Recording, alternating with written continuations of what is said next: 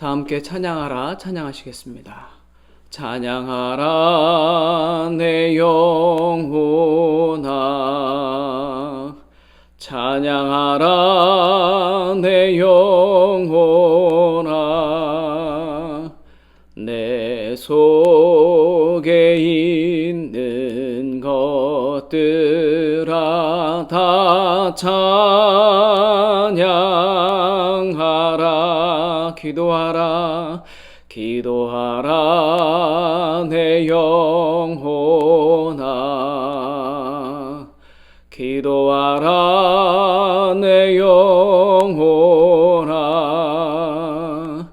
내 속에 있는 것들아 다 기도하라.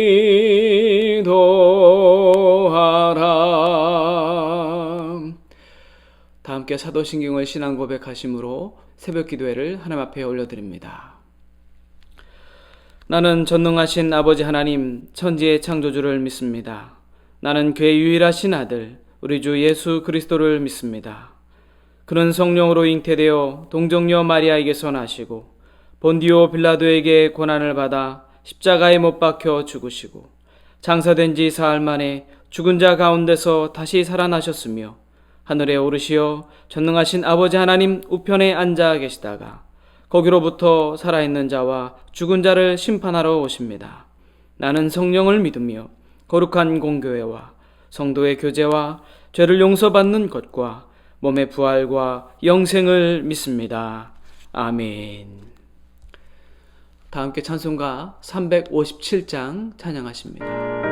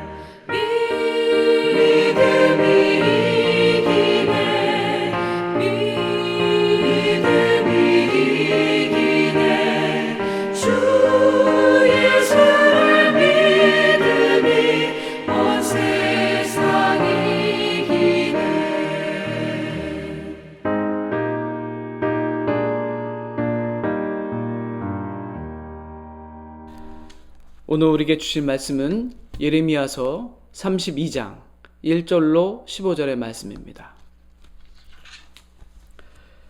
유다의 시드기야 왕 10째 해 곧 느부갓네살 18째 해에 여호와의 말씀이 예레미야에게 임하니라.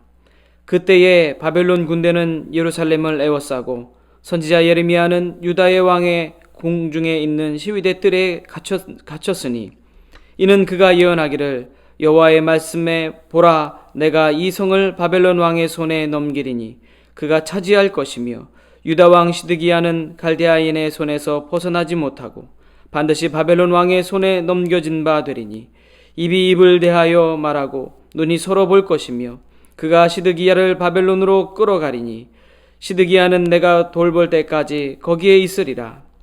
여호와께서 이와 같이 말씀하시니라.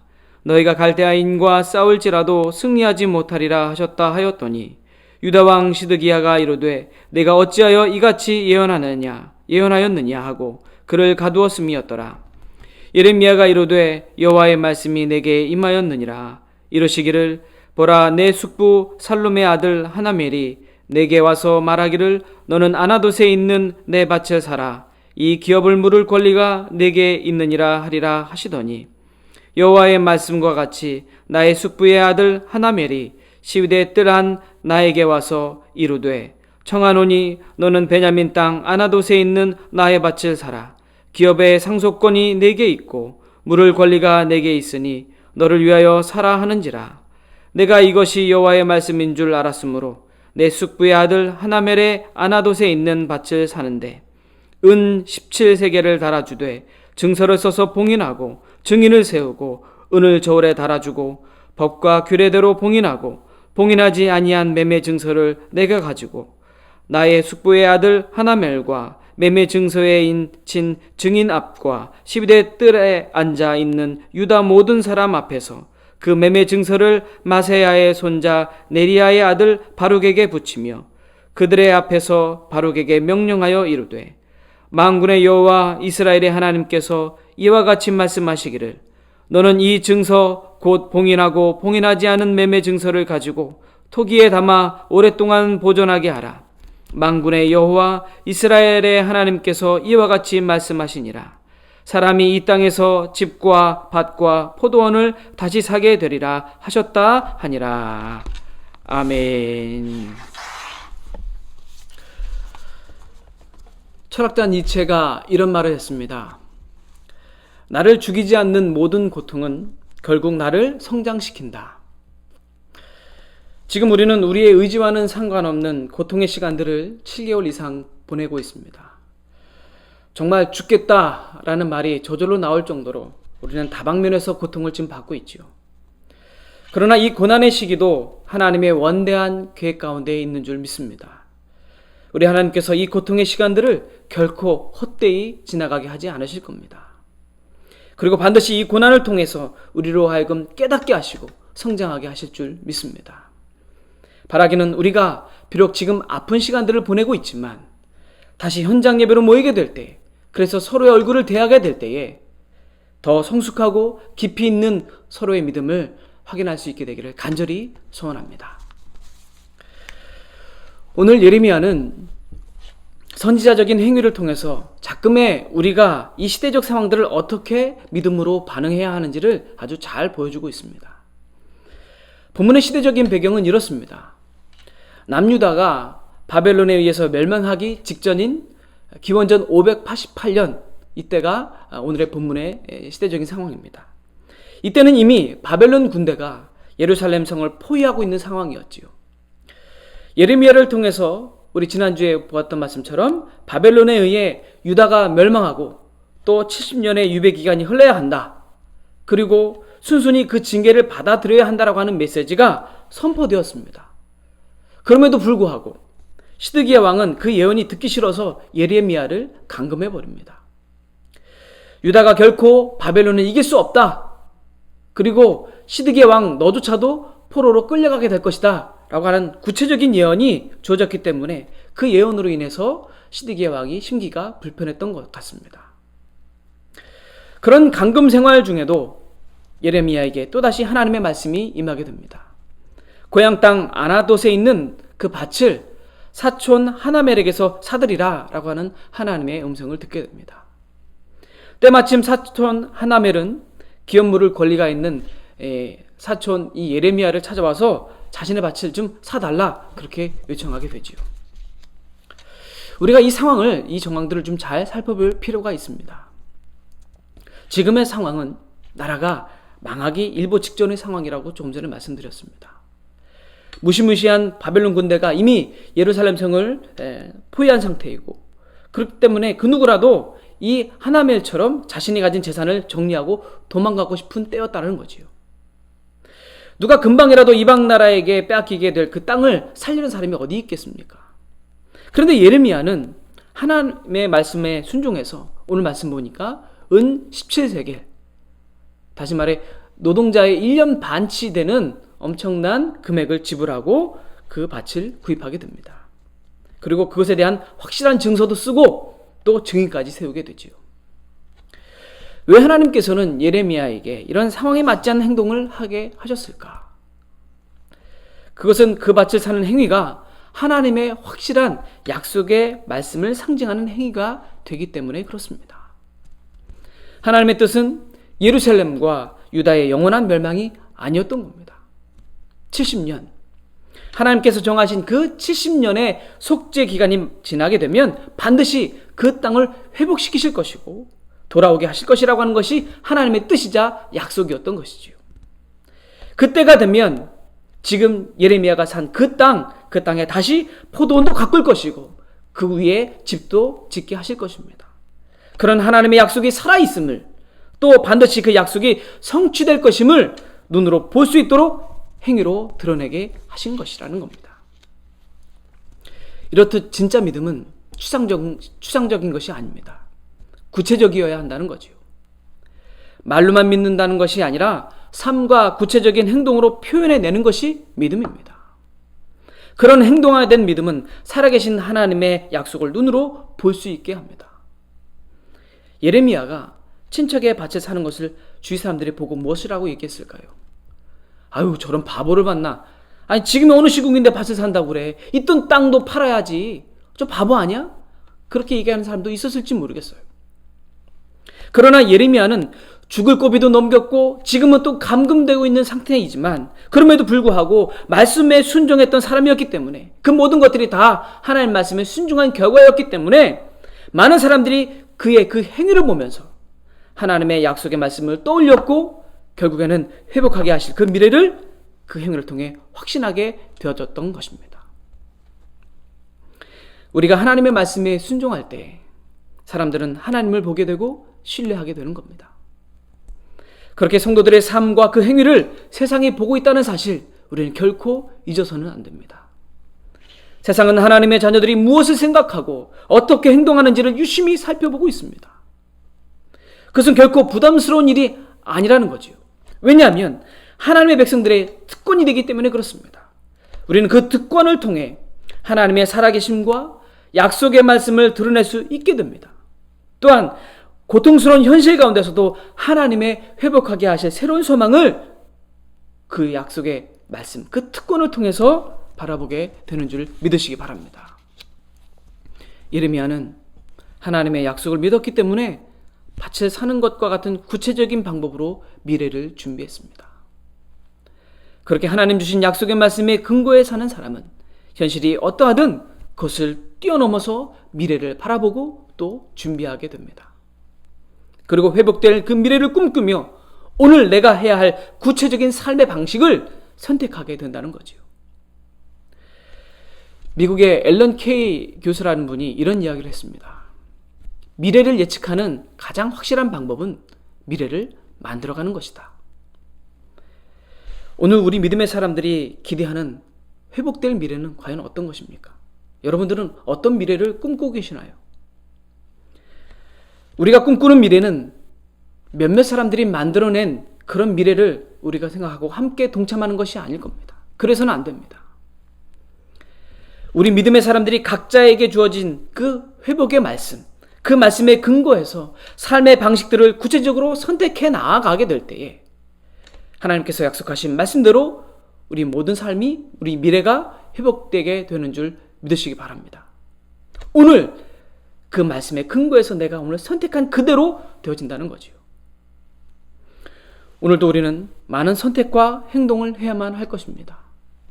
그런데 그것의 기준은 오직 하나님의 말씀이 되어야 합니다. 그럴 때 자금의 힘든 상황이 회복되고 더 나은 미래를 우리 하나님께서 반드시 보상으로 갚아주실 줄 믿습니다. 하나님은 반드시 회복시켜 주십니다. 그것이 하나님의 약속 있는 말씀입니다. 오늘의 이 약속의 말씀을 꼭 부여잡고 구체적인 삶의 기준으로 삼아 오늘도 그렇게 선택하며 살아가시는 저 여러분 모두가 되시기를 간절히 소원합니다. 기도하겠습니다. 사랑하시는 아버지 하나님, 오늘 하루도 하나님 주신 약속의 말씀을 통해 확신을 갖고 시작할 수 있게 하여 주심을 진심으로 감사드립니다. 비록 우리의 현실이 여러 가지로 고되고 짜증스럽지만 이럴 때일수록 허락하신 믿음으로 버티고 이겨서 지금의 이 과정이 우리 스스로와 교회가 성숙해하게 되는 기회가 될 수 있도록 하나님 인도해 주시옵소서. 우리가 이 시대의 예레미야가 되게 하여 주시옵소서. 그래서 세상이 하나님의 회복해 하심을 눈으로 볼 수 있도록 삶과 구체적인 행위로 드러내는 말씀의 사람들이 되게 하여 주시옵소서. 오늘 내가 행동해야 할 많은 일들과 선택의 순간들 속에서 오직 말씀의 기준만을 떠올리게 하여 주시고 그때마다 믿음으로 반응하며 사는 자의 형통함이 무엇인지를 세상이 알게 하여 주시옵소서. 그래서 우리 믿음의 사람들의 그 말과 행위들로 인해 교회를 향한 시선들이 다시금 부러움과 신뢰의 눈빛으로 변화될 수 있도록 하나님 도와 주시옵소서. 우리 한사의 성도들의 영혼과 육신과 그 가정을 우리 하나님께서 끝까지 친히 지켜주시고 책임져 주시길 간절히 소원합니다. 그래서 한 사람도 어려움 당하지 아니하고 기쁨으로 대면하는 그날이 속히 오게 하여 주시옵소서. 고통 속에 있는 환우들과 어려운 처지에 있는 이웃들도 우리 하나님께서 친히 돌봐주시고 그래서 회복의 은혜를 베풀어 주시옵소서. 사망 권세를 이기시고 다시 사셔서 산 소망이 되어주신 우리 구주 예수 그리스도의 이름으로 간절히 기도드렸사옵나이다. 아멘. 이 시간 오늘 말씀 의지해서 이 하루를 시작할 때에 필요한 하나님의 은혜를 구하는 기도의 시간을 갖길 원합니다. 특별히 각자 가지고 있는 문제들 그리고 코로나와 또 우리 가정, 우리 교회 그리고 담임 목사님과 우리 주변에 있는 환우들 우리의 기도가 필요한 이웃들을 위해서 품고 같이 기도할 텐데 오늘 말씀 의지해서 그 약속의 말씀 회복의 그 말씀을 의지해서 우리 다 함께 간절함으로 기도하겠습니다. 기도합니다.